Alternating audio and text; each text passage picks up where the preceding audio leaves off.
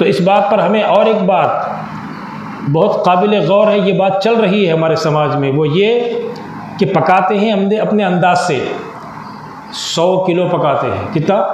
100 kilo पकाते हैं और अंदाजे से पका लिया और ये ख्याल कर लिया कि सब के सब आकर खा जाएंगे, मगर होता यूँ है आधा खाना खाया जाता है, आधा खाना कैसे का वैसा बच जाता है। ऐसे वक्त में गौर कीजिए, ऐसे वक्त में हमें मदरसा याद आता, मदरसे के बच्चे याद आते। 100 किलो पकाए थे, 50 किलो ख़त्म हो गया और 50 किलो क्या करना है आखिर में, अब बच जाता, बल्कि मालूम हुआ ना अब ऐसा बचा हुआ खाना अब फ़ोन जाता मदरसे को, रात में खाना नको पकाओ हमारी तरफ से। ज़र्रा ख्याल करे तो मालूम होता ये जो मदरसे को खाना पहुंचाया जा रहा है किसके लिए, तो जाहिर बात है कि मदरसे के बच्चों के लिए। वो मदरसे के बच्चे कौन हैं, तो कहा रसूलुल्लाह के घर के मेहमान हैं। वो हदीस मुबारक याद करें, हुज़ूर अलैहिस्सलाम एक मरतबे मस्जिद में नमाज से फारिग होकर बाहर निकल रहे थे, देखा 2 मजलिसों को, एक मजलिस को देखा तो वो मजलिस अल्लाह तबारक व तआला के ज़िक्र सना और हम्द में लगी हुई है, ज़िक्र अज़कार में लगी हुई एक मजलिस। दूसरी तरफ नज़र फरमाते हैं तो दूसरी मजलिस दर्स व तदरीस के लिए बैठी हुई होती है। तो रसूलुल्लाह सल्लल्लाहु अलैहि वसल्लम 2 मजलिसों को, 2 गिरोह को देखते हैं। रसूलुल्लाह सल्लल्लाहु अलैहि वसल्लम की उस अदा पर कुर्बान जाएं, हुज़ूर अलैहिस्सलाम उस वक्त ज़िक्र व अज़कार करने की मजलिस को छोड़कर दर्स व तदरीस वाली मजलिस में जाकर बैठते हैं। इस हदीस से उलमा इकराम ने फरमाया मदरसा जहाँ तदरीस तो होती है, दर्स होता है, वो जगह रसूलुल्लाह सल्लल्लाहु अलैहि वसल्लम की आने की जगह होती है।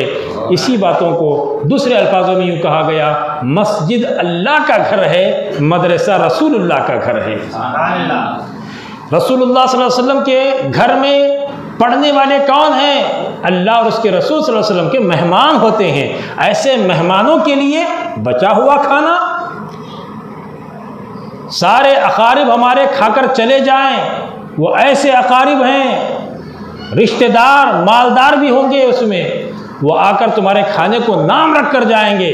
अल्लाह अकबर। ऐसों का ख्याल रहा रसूलुल्लाह सल्लल्लाहु अलैहि वसल्लम के वारिसों का, और उनके इल्म को हासिल करने के लिए अपने माँ बाप से जुदा होकर मदरसे में बैठने वाले उन बच्चों का ख्याल हम कब करते हैं? जब खाना बच जाता है, जब हमें मदरसे के बच्चों का ख्याल आता है। अल्लाह ताला तमाम मुसलमानों को मदरसे के बच्चों का पहले ख्याल करने, बाद में अपने अक़रबों का ख्याल करने की तौफ़ीक़ और रफ़ीक़ अता फरमाए। मैं ये नहीं कहता कि हर कार्रवाई के वक्त में मदरसे के बच्चों को बुलाया जाए, मैं इसकी पाबंदी नहीं लगाता, मगर मैं आपसे इस बात की अपील करता हूँ कि भाई जिस अकारिब को आप बुलाना चाहते हैं, रिश्तेदार को आप बुलाना चाहते हैं, उनमें से क्या ही अच्छा होता आपके मेहमान भी आए, रसूलुल्लाह के मेहमान भी आए। ये तो खूनी रिश्तेदार हैं, वो भी रिश्तेदार भी आए, और साथ ही साथ जो रसूलुल्लाह सल्लल्लाहु अलैहि वसल्लम के इल्म पर अपनी ज़िंदगी को वक्फ कर चुके हैं, वो मदरसे के असातिज़ा भी आए, मदरसे के बच्चे भी आएँ।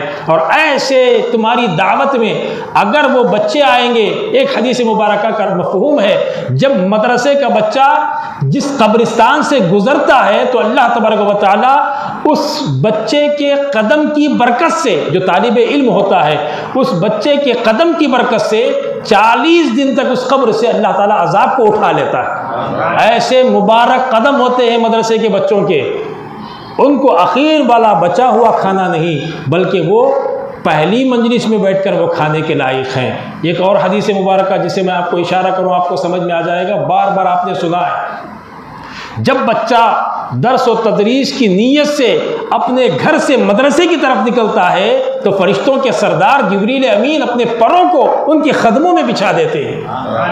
ऐसे मेहमान रसूल हैं मदरसे के बच्चे, उनके लिए बचा हुआ खाना ये ज़ेबा नहीं देता मुसलमानों को। आज से अगर जिसने भी किया है तहे दिल से तौबा करें और आइंदा इस बात का ख्याल रखें, 60 हमारे रिश्तेदार हैं, 40 रसूलुल्लाह के मेहमान को बुला लें, उनसे ही ये काम शुरू करें खाना खिलाना। और ये बात का भी ख्याल रखें, जहाँ मदरसे के बच्चे भी आ जाएं, जहाँ हमारे रिश्तेदार भी आ जाएं, वहाँ गरीब वापस कैसे जा सकते हैं? गरीब का भी ख्याल किया जाए।